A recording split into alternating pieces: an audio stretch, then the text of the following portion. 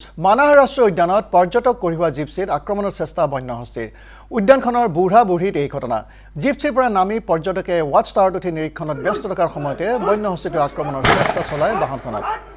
সেই সময়ত জিপচিতেই বহি আছিল চালকজন বনকৰ্মীয়ে শূন্যলৈ গুলী চলোৱাত আঁতৰি যায় হাতীটো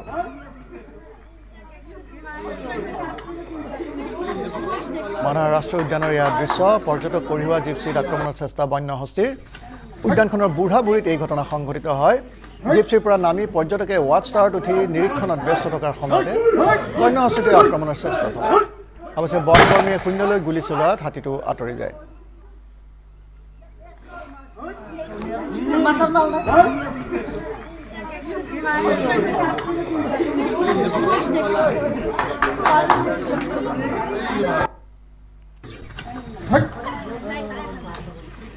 Hey!